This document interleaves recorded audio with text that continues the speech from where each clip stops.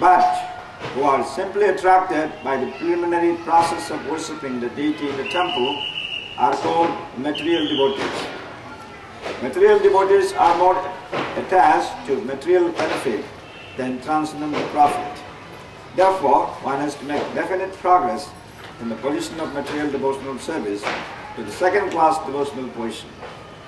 In the second-class position, the devotee can see four principles in the devotional line, namely the personality of Godhead, His devotees, the ignorant and the envious.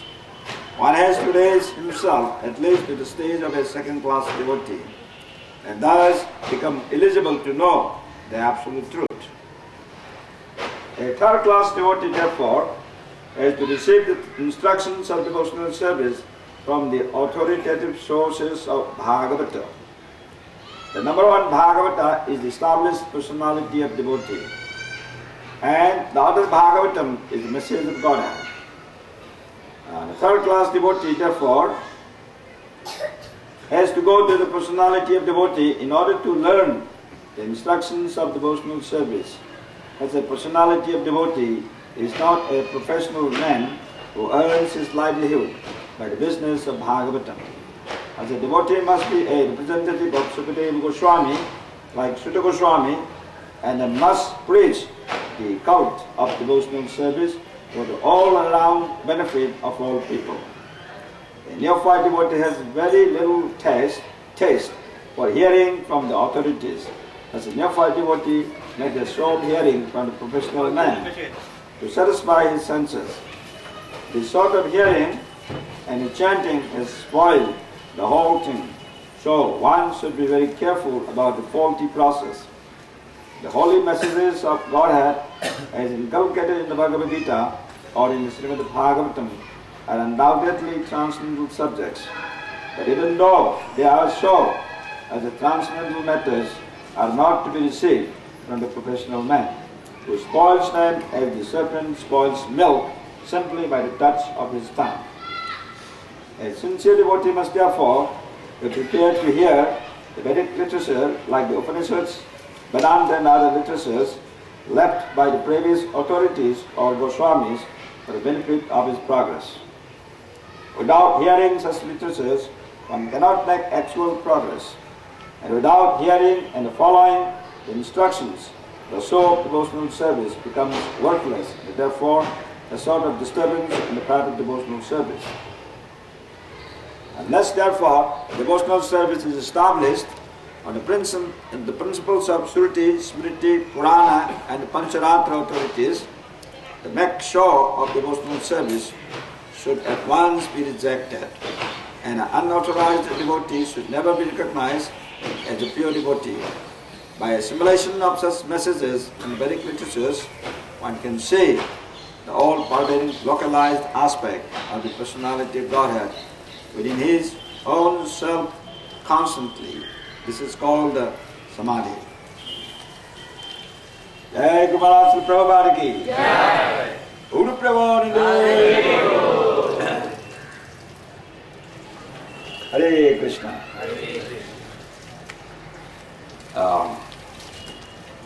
So first of all, I would like to thank all our devotees who have arranged this very auspicious visit here in the lane of Lord Vittal,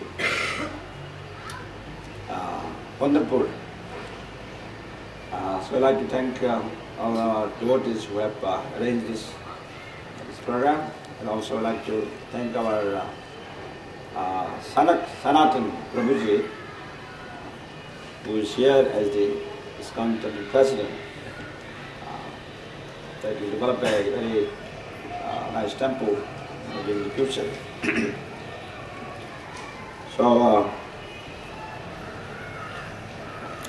sometimes when you plan things, things don't happen as you wanted to, but we should all take that this is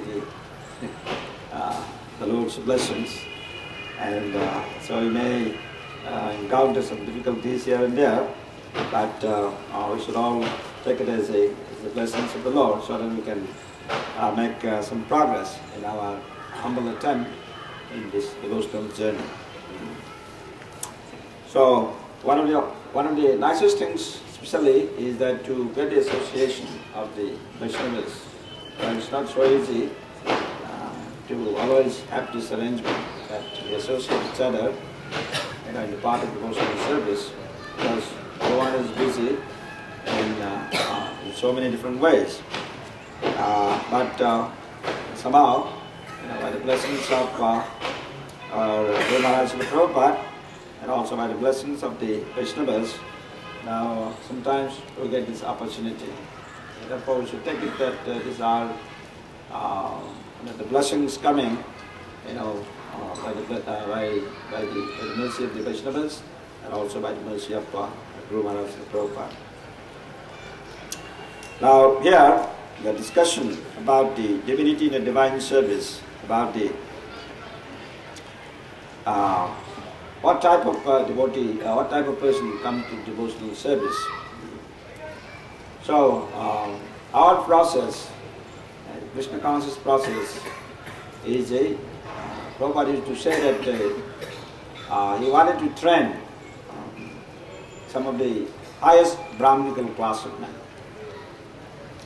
in this mission, Krishna consciousness mission.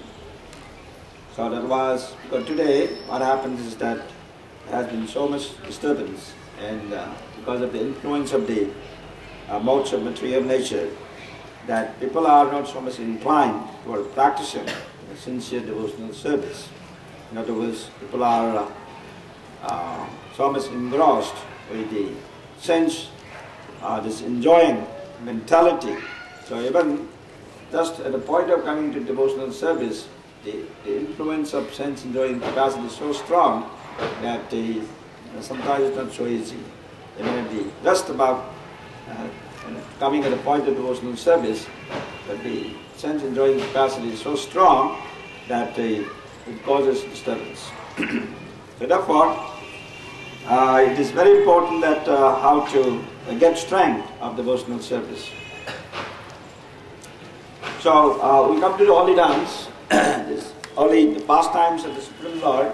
The Lord comes from in different forms as avatar, but the purpose is to enlighten and to guide the sincere souls.